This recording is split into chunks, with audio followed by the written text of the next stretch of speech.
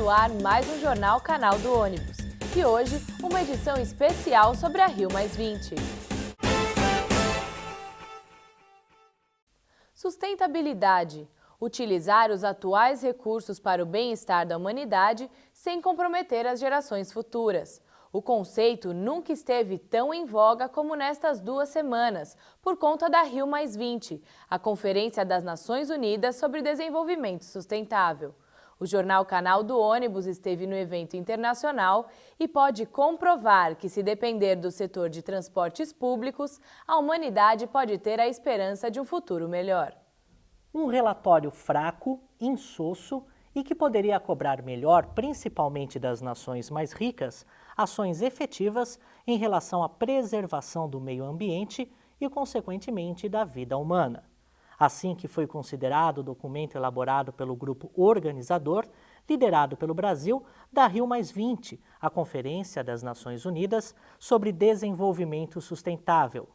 Mas se os formuladores de políticas públicas, inclusive os de mobilidade, podem ter deixado a desejar, a indústria e o setor de pesquisas no Brasil mostraram que estão dispostos a oferecer soluções que de fato atendam às necessidades econômicas, sociais e ambientais, os 3 pilares da tão divulgada sustentabilidade. A Rio+20 foi um desfile de ideias e projetos, alguns que já são realidade. Exemplo é o ônibus elétrico híbrido desenvolvido pela Volvo. O veículo, que pode reduzir em até 90% a emissão de alguns poluentes, foi apresentado numa cerimônia que contou com autoridades de pesquisa do poder público e da indústria. O ônibus funciona com 2 motores que operam em momentos distintos, como explica o presidente da Volvo Latinoamérica, Luiz Carlos Pimenta. Bom, esse ônibus é um ônibus que funciona com 2 motores acoplados no mesmo eixo. Isto é, os 2 motores funcionam naquilo que chamamos paralelo. E ele tem, a principal característica dele é que o motor elétrico funciona nas partes onde mais demanda de torque é exigida, isto é, nas arrancadas. Nas arrancadas é que o ônibus precisa fazer mais força para sair do lugar. E aí nós usamos o motor elétrico para isso, porque ele não faz barulho, porque ele consome muito menos combustível na arrancada. A arrancada é onde o combustível é mais consumido, a poluição é mais emitida na atmosfera. Então ele arranca com o motor elétrico, até 20 por hora ele vai no motor elétrico. Aí entra o motor diesel, e os 2 trabalham, diesel ou biodiesel, e os 2 trabalham juntos durante o trajeto. À medida que o ônibus freia, ele gera energia cinética, que é transformada em energia elétrica e carrega a bateria. Então, quanto mais ele freia, mais ele carrega a bateria. O que dentro das cidades é uma constante. Ele freia e para, freia e para, freia e para. Então, todo o princípio dele é de recuperação da energia dos freios, transformando isso em energia elétrica para a arrancada. O que proporciona aí? Silêncio na arrancada, você não escuta barulho nenhum. A economia do combustível, que pode chegar a 35%, 40%, e, sobretudo, muito menos gases na atmosfera, porque aí o motor a diesel ele é literalmente desligado. Quando o ônibus para, o motor a diesel desliga.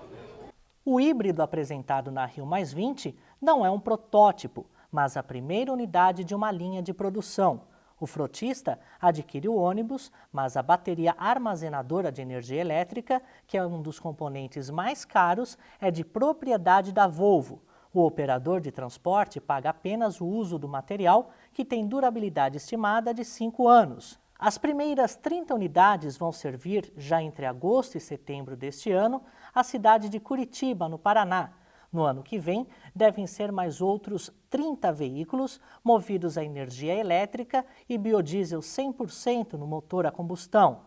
O prefeito de Curitiba, Luciano Dussi, explica que o transporte coletivo já traz benefícios ambientais. Com tecnologias mais limpas, esses ganhos são aumentados. O ônibus ele é já por si só ele é um sistema sustentável, porque você diminui de forma significativa o número de veículos nas ruas. Então, você tendo um ônibus que seja de qualidade, que estimule as pessoas usá-lo como meio de transporte, você diminui o transporte individual. E o ônibus, daí de uma forma especial, como o ônibus com biocombustível, o ônibus híbrido elétrico, ele diminui de forma significativa a emissão de gases de efeito estufa. Esse ônibus aqui, o híbrido elétrico, com biocombustível, ele diminui quase 90% a emissão de gases de efeito estufa, como da mesma forma o ônibus somente movido já a biodiesel, ele diminui quase 40% da emissão. Eu acho que a gente tem que trabalhar pensando no futuro das cidades, e eu acho que essa é uma forma de se pensar no futuro das cidades, transformar uma cidade mais sustentável com transporte de qualidade. Ônibus como estes devem circular também na capital paulista, podendo inclusive usar o diesel de cana-de-açúcar no motor de combustão. A carroceria do veículo é Marco Polo Viale BRT e possui design mais moderno e equipamentos de operação e de acessibilidade dotados de tecnologias consideradas avançadas até mesmo para os padrões internacionais. O gerente de operações comerciais da Marco Polo, Paulo Corso, disse que a encarroçadora chegou a ir até a Suécia, sede da Volvo, para desenvolver alterações na carroceria mais adequadas para o modelo híbrido. Desde outubro do ano passado, a gente tem ido à Suécia para verificar o chassi em loco. Nós fizemos 2 idas à Suécia, nossa engenharia, e depois disso recebemos o chassi então na Marco Polo, já adaptado para o modelo brasileiro aqui, da América, enfim. E aí sim, aí quando recebemos o chassi tivemos um prazo curto para terminar a carroceria, que foi em torno de 60 dias, que nós cumprimos o prazo e está aí o ônibus, a maravilha que vocês estão vendo aí. Outras soluções em transportes limpos foram apresentadas na Rio+20. A COP, o Instituto de Pós-Graduação de Engenharia da Universidade do Rio de Janeiro, mostrou uma nova versão do ônibus a hidrogênio que custa bem menos e tem uma autonomia maior de cerca de 40%.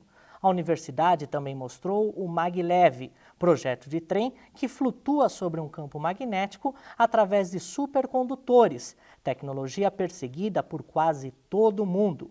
A Eletra, com a Itaipu, apresentou um ônibus elétrico híbrido com motor a combustão a etanol. O projeto deve ter estímulo da FINEP, a financiadora do Ministério da Ciência. A Mercedes-Benz transportou delegações com um ônibus a diesel de cana-de-açúcar que reduz a praticamente zero as emissões de enxofre. Veio também da cana-de-açúcar a solução mostrada pela Scania, mas o ônibus é a etanol e também não lança enxofre no ar, além de reduzir outros poluentes. A Volkswagen MAN transportou delegações com ônibus flex a gás natural e a diesel. Bem menos poluente, o veículo deve ser produzido e comercializado no segundo semestre do ano que vem.